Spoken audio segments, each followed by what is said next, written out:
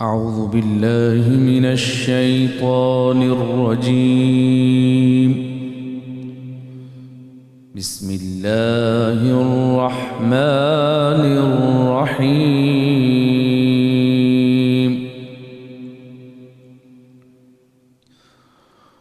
ومن تاب وعمل صالحا فإنه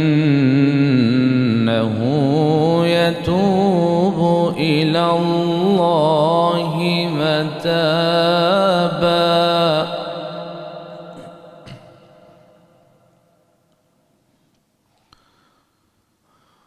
والذين لا يشهدون الزور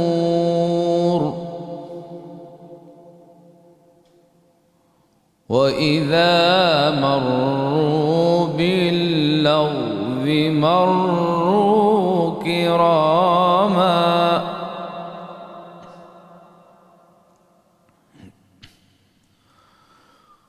ومن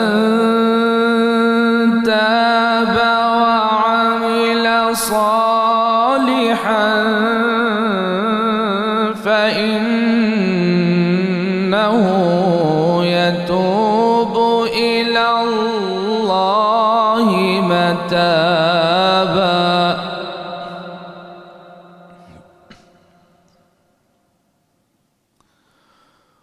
والذين لا يشهدون الزور وإذا مروا باللغو مروا كراما.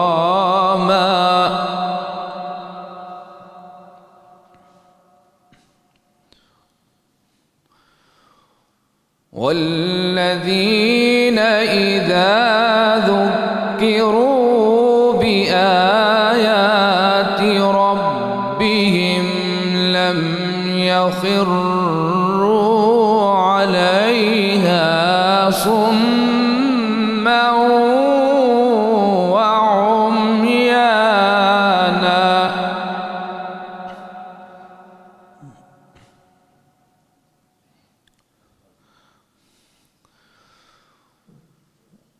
والذين يقولون ربنا هب لنا من أزواجنا وذرياتنا قرة أعين واجعلنا للمتقين إماما.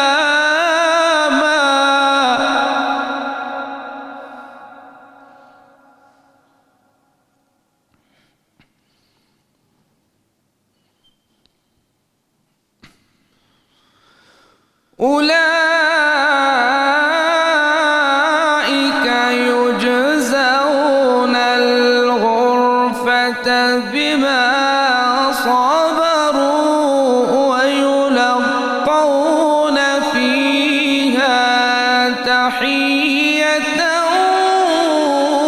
وسلاما.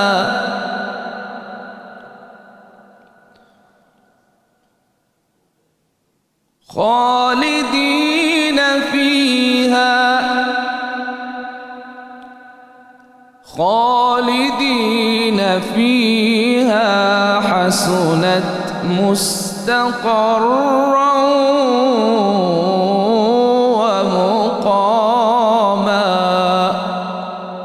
صدق الله العظيم. حاضر ہے در دولت پہ گدا، حاضر ہے در دولت پہ گدا. سرکار توجہ فرمائیں، سرکار توجہ فرمائیں. محتاج نظر ہے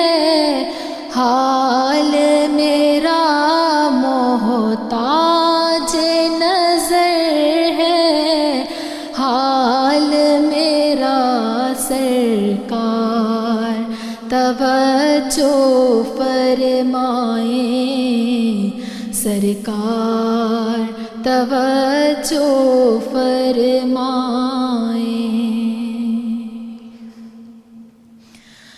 میں کب آنے کے قابل تھا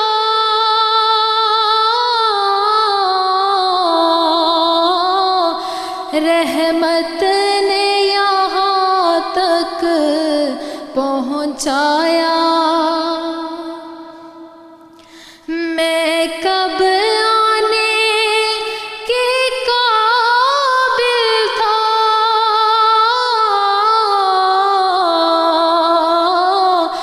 رحمت نے یہاں تک پہنچایا سرکار پہ تن من جان فدا سرکار پہ تن من جان فدا سرکار توجہ فرمائیں سرکار توجہ فرمائیں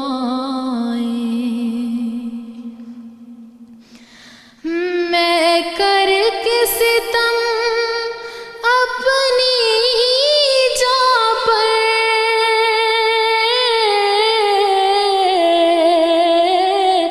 قرآن سے جاؤں گا سن کر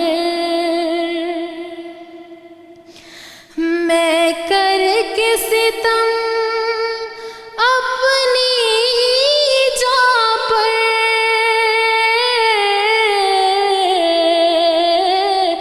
قرآن سے جاؤں گا سن کر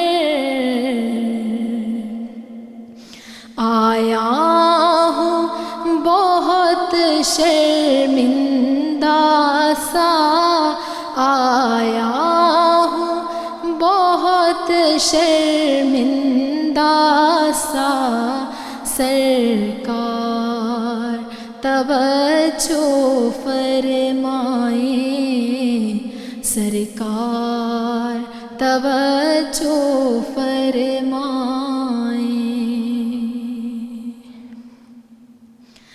ایک میں ہی نہیں پوری امت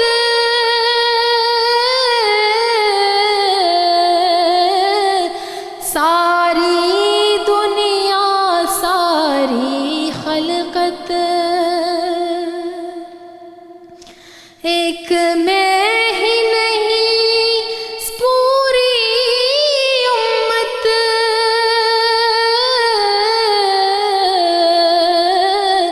ساری دنیا ساری خلقت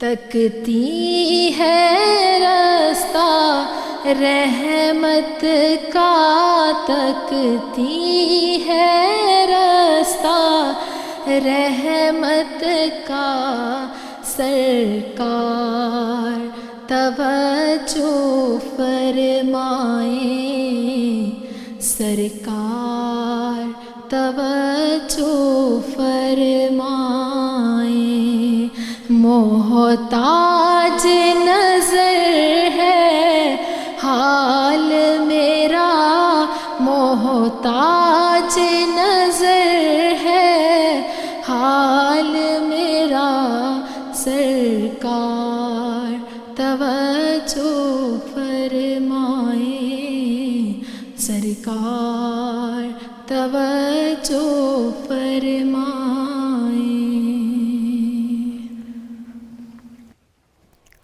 ناظرین محترم السلام علیکم ورحمۃ اللہ وبرکاتہ میں ہوں پروفیسر وارث محمود اور آپ دیکھ رہے ہیں عرفان دین رمضان اسپیشل ہمارا آج کا موضوع ہے جنت دوزخ کا تصور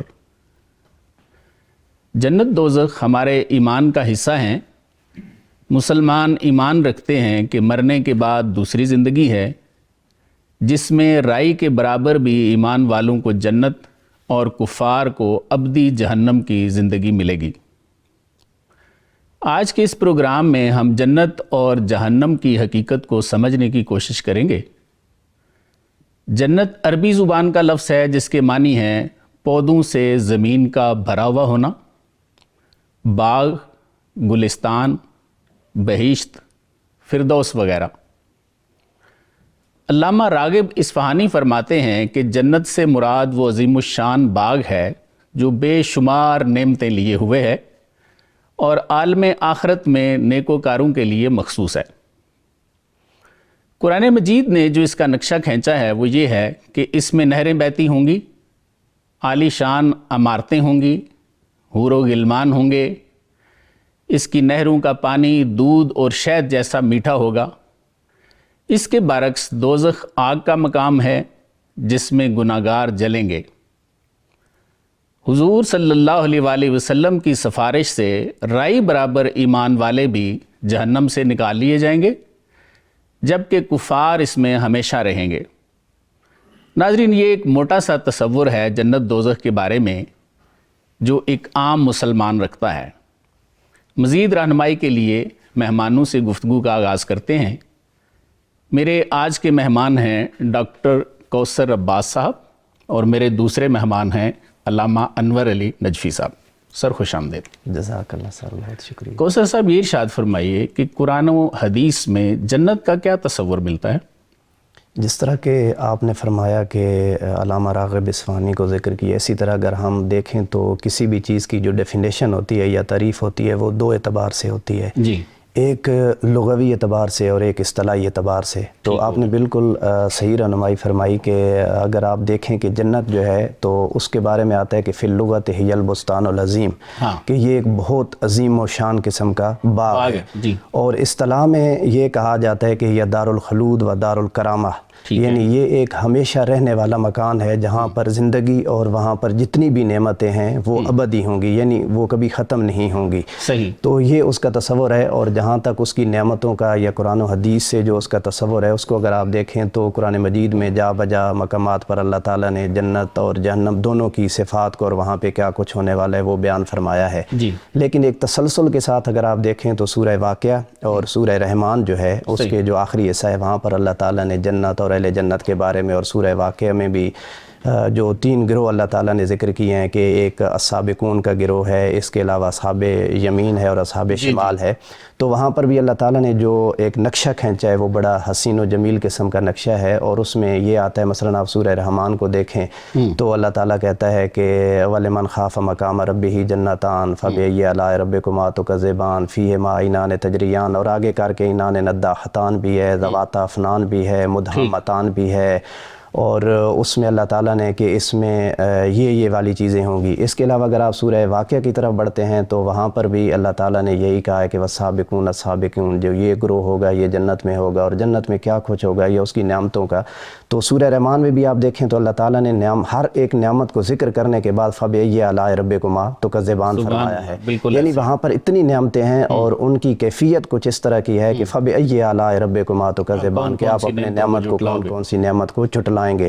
اور اگر وہاں پہ بھی آپ دیکھیں تو اللہ تعالیٰ نے سورہ واقعہ میں تو یہ بات کہہ کر بات ہی ختم کر دی ہے کہ لا مقطوعۃ ولا ممنوعہ، یعنی وہاں پہ جو بھی نعمتیں ہوں گی وہ کبھی ان کا انقطاع نہیں ہوگا۔ یعنی آپ دیکھتے ہیں نا کہ دنیا میں جو ہم پھل کھاتے ہیں یا جو بھی نعمتیں ہوتی ہیں تو ان میں کبھی کبھی انقطاع ہو جاتا ہے، مخصوص موسم کے لیے، مخصوص موسم کے اعتبار سے، تو وہاں پہ انقطاع نہیں ہے، تسلسل بھی باقی رہے گا، اور ولا ممنوعہ، کسی قسم کی وہاں پہ ممانعت بھی نہیں ہے، قید بھی نہیں ہے، یعنی جو آپ کھانا چاہیں۔ نجفی صاحب، یہ ارشاد فرمائیے کہ قرآن و حدیث میں دوزخ کے بارے میں کیا خبریں ملتی ہیں سر؟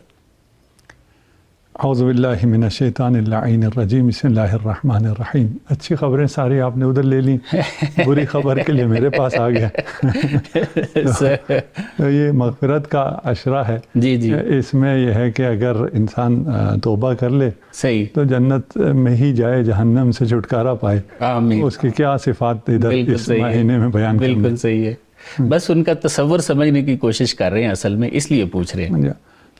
دیکھیے جنت اور جہنم جو ہے جی اس کو اگر خلاصہ کریں جی تو جنت اللہ کی خوشنودی کا مظہر ہے، ٹھیک رضوان اللہ ہے، بالکل صحیح، اور جہنم غضب الہی کا مظہر ہے، بالکل وہ صحیح، اللہ کا غضب ہے۔ بالکل صحیح ہے، اس کے بعد جو چیزیں ہیں وہ ہمیں سمجھانے کے لیے استعارات ہیں، ٹھیک ہے، وہ ہماری سمجھ سے بہت اوپر کی چیز ہے۔ صحیح، جنت کیا ہے اور جہنم کیا ہے، بالکل، وہاں کی نعمتیں کیا ہیں، یہاں کے عذاب کیا ہیں، یہ فہم بشری سے بالاتر ہے، اس لیے کہ اس عالم کی بات ہے جس عالم کو ہم نے دیکھا ہی نہیں، بالکل صحیح، بالکل اور صحیح، وہاں کتنے ڈائمنشنز ہوں گے، وہاں کی نعمتیں کیا ہوں گی، اس کا نظام کیا ہوگا، اس کا ہمیں سرے سے کوئی اندازہ ہی نہیں ہے۔ صحیح، اس لیے آپ سمجھ لیجئے کہ آج کل کی دنیا کو اگر اس زمانے کے 1000 سال پہلے کے انسان کو سمجھانا ہوتا تو اس کے لیے بھی ممکن نہیں تھا۔ صحیح، یہ دنیا جو کہ جہنم ہے، جنت تو نہیں ہے، صحیح ہے، جو انسانوں نے اسے جہنم بنا لیا ہے۔ بالکل صحیح، آسائش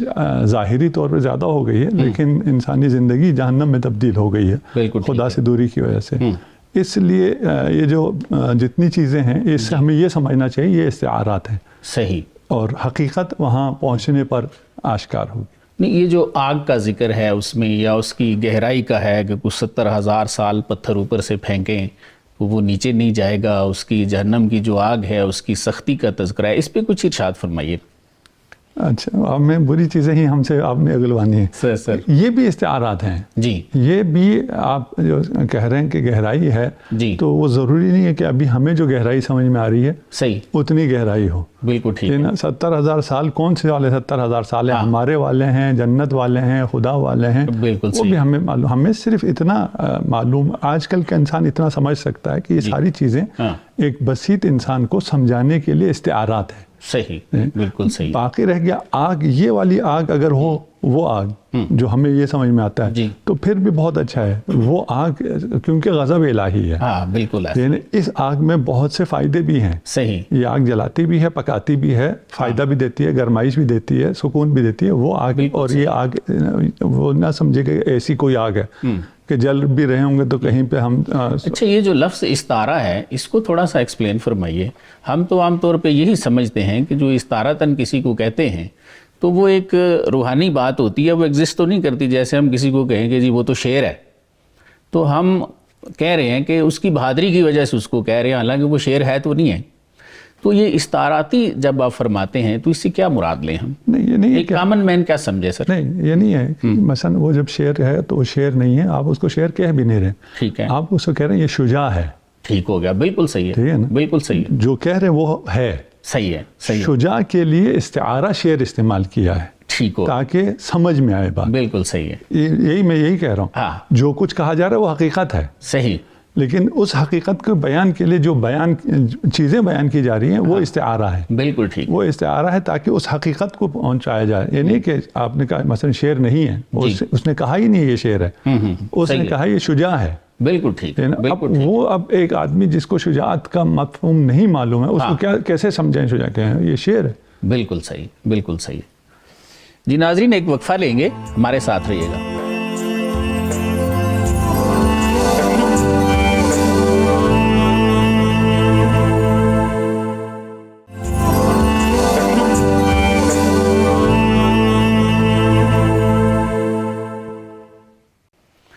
جی ناظرین، مہمانوں سے گفتگو کے سلسلے کو آگے بڑھاتے ہیں۔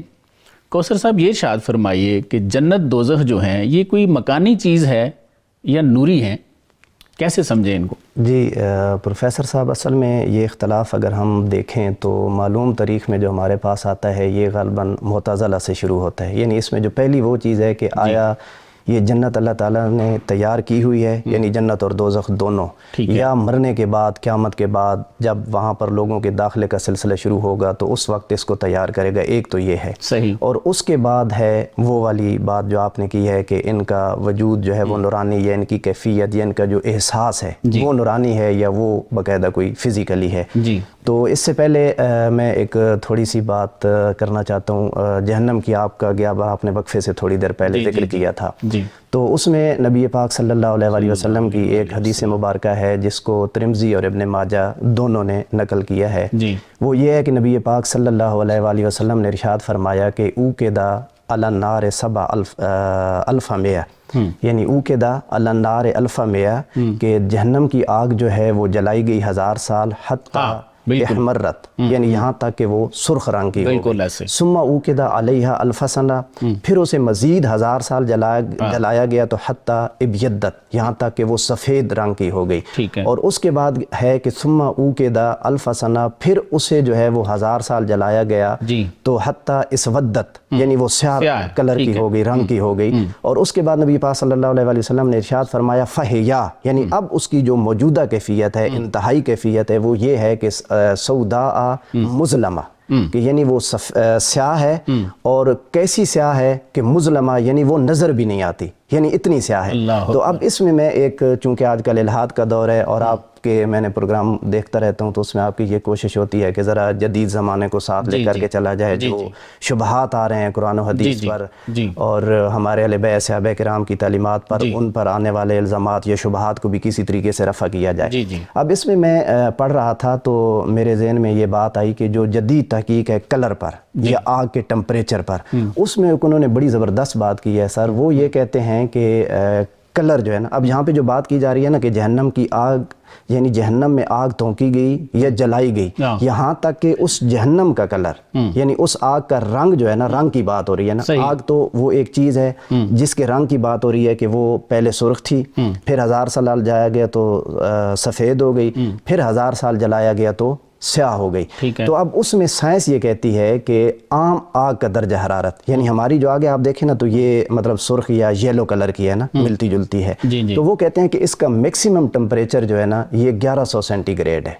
تو جب اس کو آپ مزید جلائیں اور اتنا جلائیں کہ اس کا جو ٹمپریچر ہے وہ 1100 سینٹی گریڈ سے 5500 سینٹی گریڈ تک ہو جائے، اور جو یہ 55 کو ٹچ کرے گا یا اس سے آگے جائے گا تو یہ سفید کلر کا ہو جائے گا. یہ آج کی جدید سائنس کہہ رہی ہے. اور اس کے بعد اگر آپ اسے مزید جلاتے ہیں، اس کا ٹمپریچر مزید بڑھاتے ہیں، تو اس کے بعد پھر یہ کہا ہے کہ اس کا ٹمپریچر جب 12000 سینٹی گریڈ پر پہنچتا ہے تو یہ ہو جاتا ہے آپ 11000 یعنی 12000 میں داخل ہوتے ہیں نا، 11000 سے جب اوپر جائے گا تو یہ 12000 کی وہ آگے 1000 کا جو ہے وہ اس کو ٹچ کرنا شروع کر دے گا.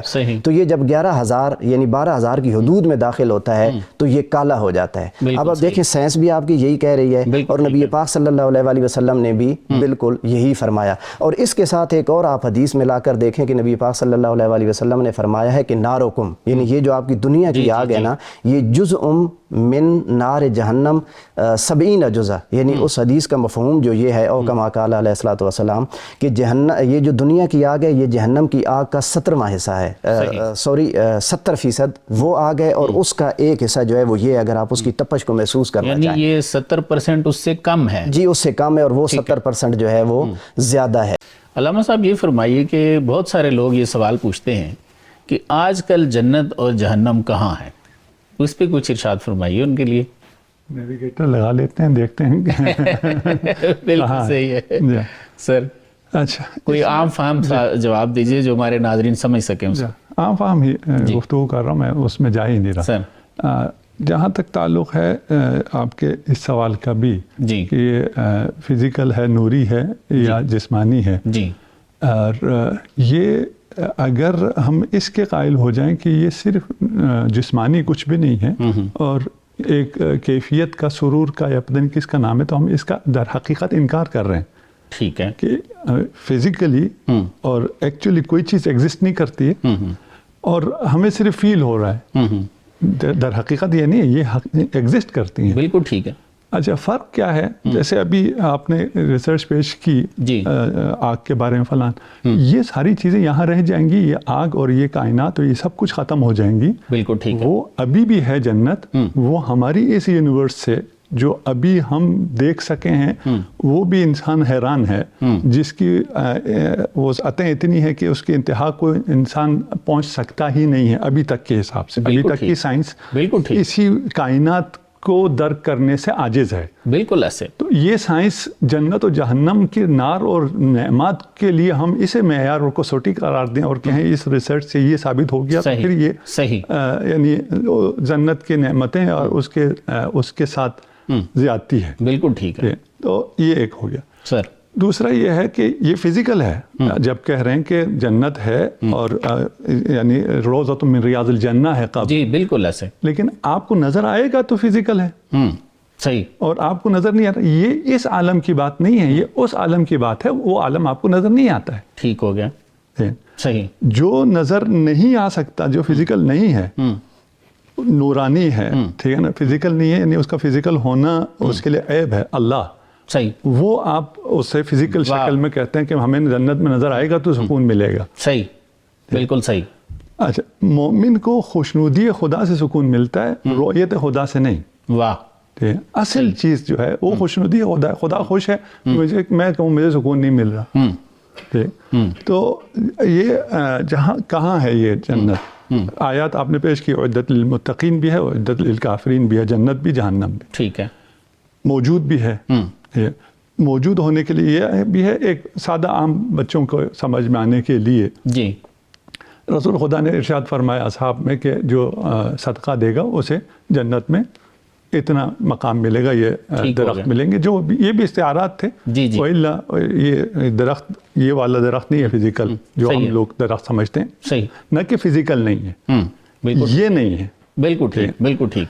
اچھا, تو ایک صحابی نے کہا کہ میں اگر اس پہ عمل کروں, اس نے اپنا باغ وقف کیا کہ میرا 2 باغ ہیں, ان میں سے اچھا جو باغ ہے وہ میں وقف کرتا ہوں تاکہ مجھے جنت حاصل ہو جائے.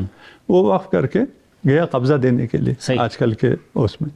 جب وہ جا رہا تھا تو روایت کے مطابق رسول خدا محمد مصطفیٰ صلی اللہ علیہ وآلہ وسلم نے فرمایا کہ جنت میں اس کے درخت کی شاخیں اس پر سایہ کیے ہوئے ہیں, ابھی یہ جا رہا ہے. سبحان اللہ, واہ واہ. ٹھیک ہے نا. اب کوئی دیکھے اور کہ ہمیں نظر نہیں آ رہا, صحیح ہے بھائی, آپ کو تو نظر نہیں آئے گا کیونکہ وہ عالم ہی اور ہے.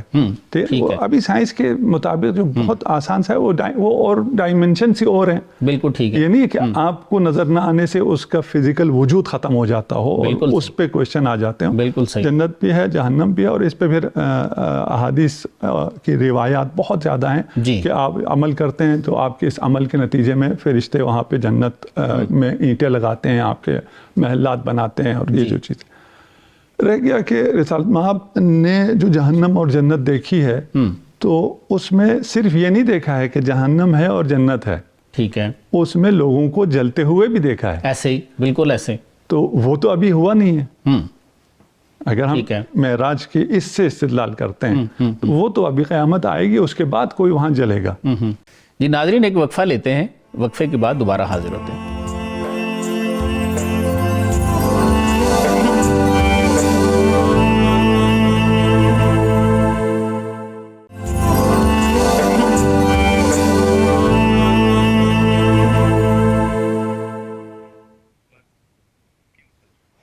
جی ویلکم بیک ناظرین. کوثر صاحب یہ ارشاد فرمائیے کہ ترمذی شریف میں ایک حدیث شریف ملتی ہے ہمیں, سرکار دو عالم صلی اللہ علیہ وسلم فرماتے ہیں کہ قبر یا جنت کے باغوں سے ایک باغ ہے یا دوزخ کے گڑھوں سے ایک گڑھا ہے. تو سر اس پہ ذرا روشنی ڈالیے, کیسے واضح فرمائیں گے اس کو, جنت یا جہنم؟ جی جیسا کہ آپ نے کہا کہ نبی کریم صلی اللہ علیہ وآلہ وسلم نے ارشاد فرمایا کہ القبر روضۃ من ریاض الجنہ و حفرۃ من حفر النار, ایسے کہ ہر قبر جو ہے وہ یا تو جنت کے باغوں میں سے ایک باغ ہے, یعنی وہ جنت کے باغات کا یا جنت کا ایک حصہ ہے, یا پھر وہ جو ہے وہ جہنم کے گڑھوں میں سے ایک گڑھا ہے, یعنی جہنم کا حصہ ہے. تو اس سے مراد یہ ہے کہ اگر آپ اسلامی تعلیمات کو دیکھیں, قرآن و حدیث کو دیکھیں, تو تمام مکاتب فکر کا اس بات پر اتفاق ہے کہ ہر بندہ جو ہے وہ یا جنتی ہے یا پھر جہنمی ہے. بیچ میں ایک مقام اعراف ہے, اس سیاق سے ہٹ کے میں کہہ رہا. تو وہ اسی وجہ سے نبی پاک صلی اللہ علیہ وسلم نے ارشاد فرمایا کہ ہر بندہ جب قبر میں چلا جاتا ہے تو اس کی قبر یا جنت کے باغ کا حصہ ہے, یعنی جنت کا حصہ ہے, یا پھر وہ جہنم کا حصہ ہے. اس سے مراد یہ ہے, یعنی ہمارے ہاں ایلوکینسیکل پوائنٹ آف ویو سے, جس کو ہم علم بلاغت کہتے ہیں, اس میں ایک فن ہوتا ہے بسا اوقات جس میں سبب بول کے مسبب مراد لیتے ہیں, اور بسا اوقات جس مسبب بول کے سبب یا مکان بول کے مکین یا مکین بول کے مکان مراد لیتے ہیں. تو اس سے مراد مطلب یہ نہیں ہے کہ فزیکلی زمین کا جو وہ حصہ ہے وہی پہلے سے کوئی جنتی یا جہنمی تھا, بلکہ اس سے مراد یہ ہے کہ اس میں جو بندہ گیا ہے نا, یہ بندہ یا جنتی ہے یا جہنمی ہے، اور اس کے جنتی یا جہنمی ہونے کی وجہ سے اس کی قبر جو ہے وہ جنت کا حصہ ہے اس وقت، یعنی اس صاحب قبر کی وجہ سے، مکین کی وجہ سے یہ جو مکان ہے یا تو یہ جنت کا ایک حصہ ہے یا پھر یہ ایک جہنم کا ایک گڑھا ہے، یعنی وہاں پر۔ اور اس میں یہ بھی ہے کہ جس طرح ہے کہ جب مردے کو دفنا کر کے آ جاتے ہیں لوگ تو اس کی قبر میں منکر نکیر آتے ہیں، تو اس کے بعد باقاعدہ سوال و جواب ہوتا ہے، حساب کتاب نہیں، سوال و جواب۔ صحیح۔ تو اس کے بعد جو ہے جب وہ کامیاب ہو جاتا ہے تو اگر وہ بندہ جنتی ہو تو وہاں پر پھر اللہ تعالیٰ یہ ارشاد فرماتے ہیں کہ وَافْتَحُوا لَهُ بَابًا إِلَىٰ جَنَّةٍ، یعنی اب اس کی قبر میں جنت کی ایک کھڑکی یا جنت کا ایک دروازہ کھول دو، اور اگر جہنمی ہوتا ہے تو اس کی قبر میں جہنم کی طرف ایک کھڑکی یا جہنم کی طرف ایک دروازہ کھول دو۔ تو یعنی اس سے یہی مراد ہے کہ وہ بندہ یا جنتی ہے یا پھر جہنمی ہے، یعنی وہ اس کی روح جو ہے وہ ان فیلنگز کو محسوس کر رہی ہوگی، لیکن جس طور پہ وہ روحانی طور پر۔ اب یہ جو مسئلہ تھا وہ میں نے پہلے ہی کہہ دیا تھا کہ فزیکلی کا دو ڈائمنشن ہوتی ہیں، ایک میرے اعتبار سے اور ایک آپ کے اعتبار سے۔ تو جس طرح مطلب اگر ایک کمرے میں ایک بندے پہ حالت نزع بھی طاری ہے تو وہ اس کی تکلیف کو یا سعادت کو محسوس کر رہا ہے، راحت کو، اگر وہ نیک یا بد ہونے کے اعتبار سے، لیکن اس کے چرپائی کے پاس کھڑے لوگوں کو وہ محسوس نہیں ہوتا۔ اسی طرح جہنمیوں کو عذاب ہو رہا ہوگا، لیکن اسی پہ نگران جو فرشتے ہوں گے ان کی کیفیت وہاں پر اور ہوگی، تو وہ اس اعتبار سے، ورنہ اس جہنمی کا جسم جو ہے وہ تو گل سڑ گیا، ٹھیک ہے، تو وہ فزیکلی یعنی اس اعتبار سے ہمارے عالم شہود کے اعتبار سے نہیں ہے، عالم مثالی کے اعتبار سے۔ میرا مراد اور مدعا مقصود یہ تھا۔ بالکل ٹھیک۔ نجفی صاحب یہ ارشاد فرمائیے کہ ایک اور حدیث شریف ملتی ہے ترمذی شریف میں ہی کہ حضور صلی اللہ علیہ وسلم نے ارشاد فرمایا ہے کہ جنت ایک چٹیل میدان ہے۔ تو سر یہ ارشاد فرمائیے کہ کیا ہمارے جو اعمال ہیں وہی وہاں پہ متمثل ہوں گے یا ہوتے ہیں سر؟